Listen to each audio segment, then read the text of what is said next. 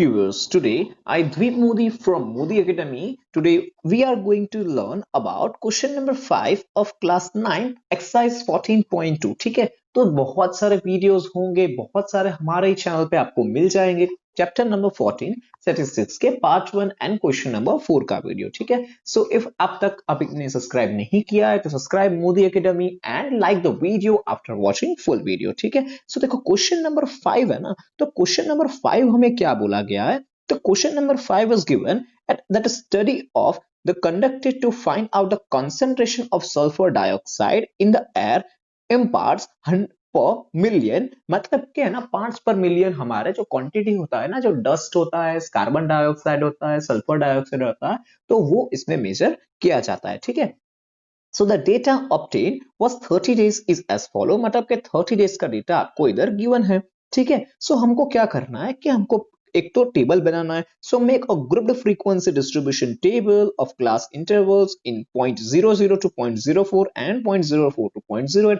ऐसे करते करते हमको टेबल फॉर्म करते जाना है। ठीक है, एंड सेकंड थिंग बोला है कि find how many days was the concentration of sulphur dioxide more than 0.11 parts पर मिलियन, या पीपीएम आप बोल सकते हो। ठीक है, सो हमको क्या करना है, तो एक तो हमको ऐसा डेटा ड्रॉ करना है। ठीक है, एंड हमने डेटा ड्रॉ किया तो आपको कंसेंट्रेशंस लिखना है। तो देखो 0.00 से 0.04 तक कितना होगा, तो देखो इधर मैं पॉइंट कर रहा हूं, सो 0.03 आएगा, देन हमारे पास 0.04 आएगा। उसके अलावा हम लोग इधर 0.05 नहीं लिख सकते, इधर 0.02 आएगा।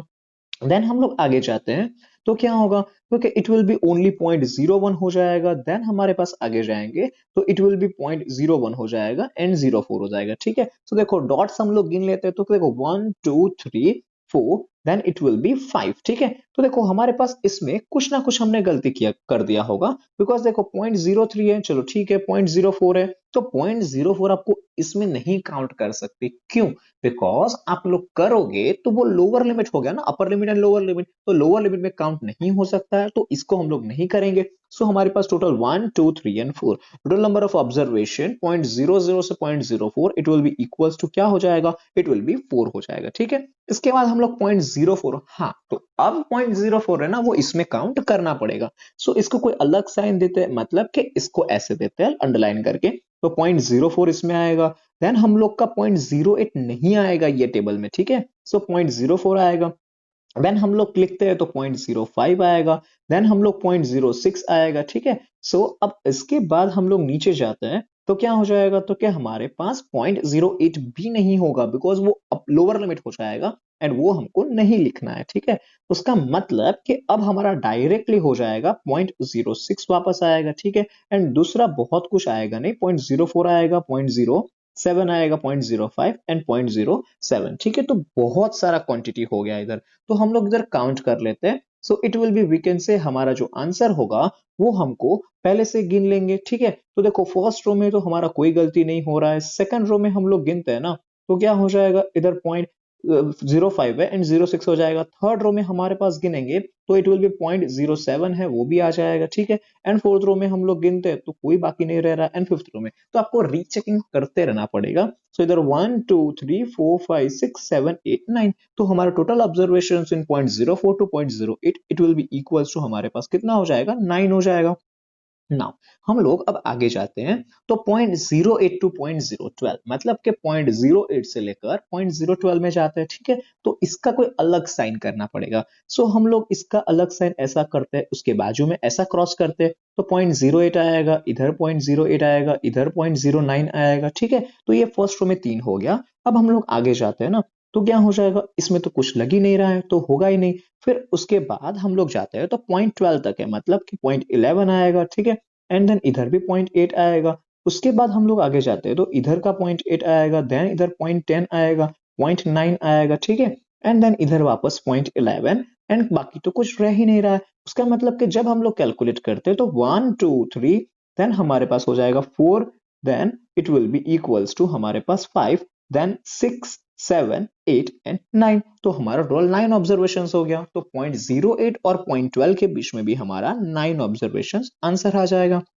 नाउ पॉइंट 12 टू पॉइंट 16, ठीक है, तो उसमें कुछ अलग साइन करना पड़ेगा, ठीक है। सो मैं इसके बाजू में स्मॉल सर्कल करूंगा, तो पॉइंट 12 टू पॉइंट 16 की बात करते हैं, ठीक है। उसका मतलब फर्स्ट रो में तो कुछ नहीं है, सेकंड रो में इधर पॉइंट 16 है, बट वो क्या हो जाएगा, तो क्या वो तो मेरा अपर लिमिट हो जाएगा, तो वो मेरे को काउंट नहीं करना है, वो उसके बाद वाले कॉलम में करूंगा।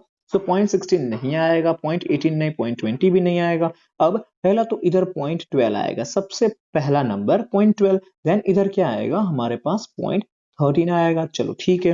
देन हम लोग आगे जाते हैं, तो इधर पॉइंट 22 नहीं आएगा हमारे पास डायरेक्टली। अब क्या आएगा, सो वी कैन से कुछ भी नहीं दिख रहा है, बाकी सभी सब तो यूज हो गया है, तो हम लोग इधर लिख देंगे पॉइंट 12 टू पॉइंट 16 में खाली दो है, कौन से, तो कि it will B point 12 and point 13, तो हमारा इतना ऑब्जर्वेशन कितना आएगा, 2 आएगा, चलो ठीक है। अब हम लोग आगे जाते हैं, तो पॉइंट 16 टू पॉइंट 20, ठीक है, तो पॉइंट 16 भी आएगा, पॉइंट 20 नहीं आएगा, तो इधर मैं ऐसा स्क्वायर करता हूं, तो हम लोग जब इधर स्क्वायर करेंगे ऐसे, तो हम लोग का पॉइंट 17 आया, देन इधर पॉइंट 16 आएगा, ठीक है, देन इधर पॉइंट 18 आएगा, पॉइंट 20 नहीं काउंट करना है, तो 1 2 3 हुआ।